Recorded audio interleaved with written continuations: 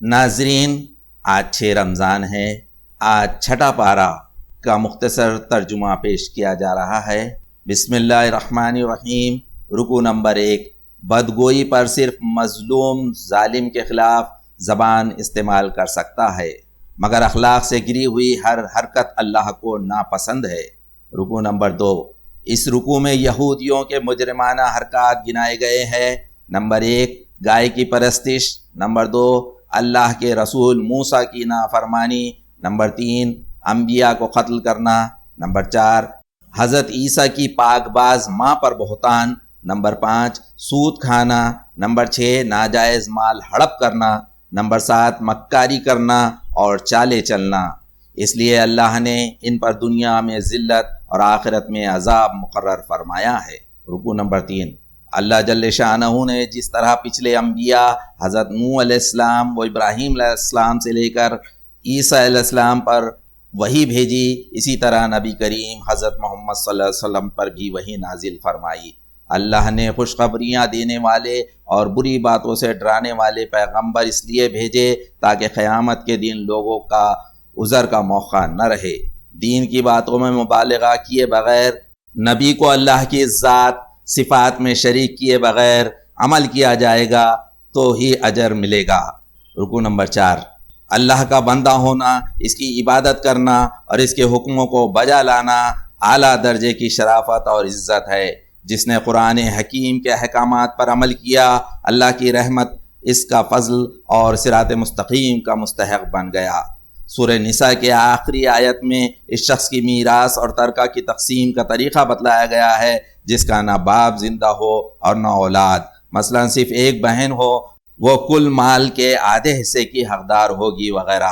اللہ احکام بیان کرتا ہے کیونکہ اللہ ہی ہر چیز کا علم رکھتا ہے۔ سورہ مائدہ شروع ہوتا ہے بسم اللہ الرحمن الرحیم۔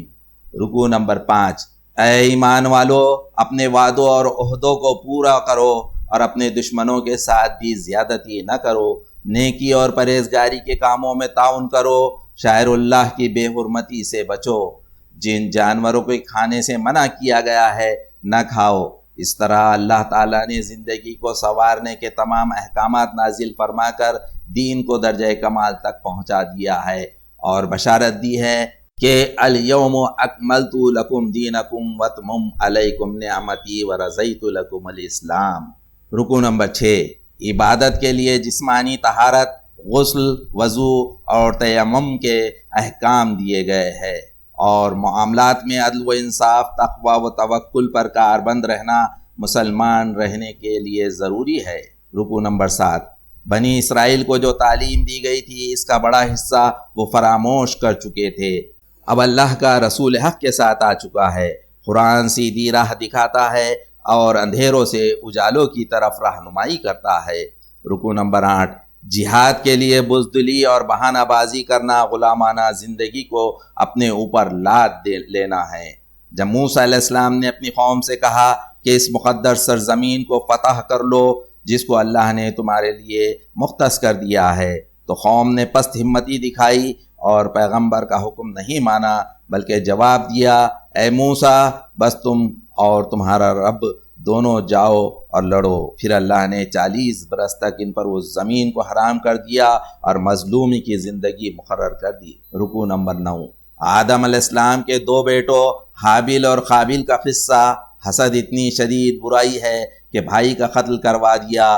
کوے کی مثال یہ بتاتی ہے کہ حاسد کی عقل و فہم اتنی پست ہو جاتی ہے کہ تاریخ انسانی کی پہلی موت پر اس کو کوے سے سیکھنا پڑا کہ لاش کو دفن کس طرح کیا جاتا ہے۔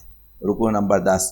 اس رکوع میں مفسد اور دشمن اسلام قوم و اقوام کا سر کچلنے، امکانی جد و جہد اور جہاد کی تلقین و ترغیب دلائی گئی ہے، اور جواب میں فلاح و کامیابی اور تقرب الی اللہ کا وعدہ کیا گیا ہے۔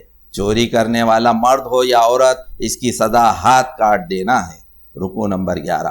جو لوگ خدا کی نازل کردہ قانون کے مطابق فیصلہ نہ کرے بلکہ انسانوں کے بنائے ہوئے قانون کے مطابق فیصلہ کریں گے، وہ کافر، ظالم اور فاسق ہے۔ اس رکوع میں قانون، احکم الحاکمین کی اہمیت بتائی گئی ہے۔ رکوع نمبر 12۔ اللہ کے محبوب بندے تو وہ ہے جو مومنین کے خلاف اپنی طاقت استعمال نہیں کرتے، جو دشمن اسلام کے دباؤ سے بھی نہیں ڈرتے۔ یہودی اور عیسائیوں کو ہرگز اپنا دوست نہ بناؤ، جس نے اللہ و رسول پر اعتماد کیا وہی غالب و فاتح ہوگا۔ رکوع نمبر 13۔ جن لوگوں نے دین کو دل لگی اور بے وزن قرار دیا ہے ان کی دوستی سے منع کیا گیا ہے۔ یہودی جن پر اللہ کی لعنت پڑی اور غضب ٹوٹا اور جن سے بندر اور سور بنا دیے گئے، وہ لوگ تھے جنہوں نے طاغوت کی بندگی کی اور جن کے علماء و مشائخ کفر، ظلم، جھوٹ اور حرام خوری کو روکنے کے بجائے اختیار کر لیا۔ یہودیوں میں کچھ لوگوں کے علاوہ اکثریت سخت بد عمل ہے۔ رکوع نمبر 14۔ اے نبی صلی اللہ علیہ وسلم، آپ بے خوف اللہ کی دین کی دعوت دیتے رہے، اللہ آپ کی حفاظت کرے گا۔ حضرت عیسیٰ علیہ السلام اللہ کے بیٹے نہ تھے بلکہ اللہ کے رسول تھے، اور ان کی والدہ مریم اللہ کی نیک بندی تھی۔ جس نے کسی کو اللہ کا شریک ٹھہرایا اس پر جنت حرام ہوگی۔ دین کی باتوں میں مبالغہ مت کرو اور خدا کے نافرمان لوگوں کے خیالات پر نہ چلو۔ رکوع نمبر 5۔ بنی اسرائیل نے جب ایک دوسرے کو برے کاموں سے روکنا چھوڑ دیا تو ان میں سرکشی اور زیادتیاں ہونے لگی اور ان پر لعنت کی گئی۔ وہ مسلمانوں کے مقابلے میں کفار کی حمایت کرتے ہیں۔ اہل ایمان کی عداوت میں سب سے زیادہ یہود اور مشرکین ہے۔ صدق اللہ العظیم۔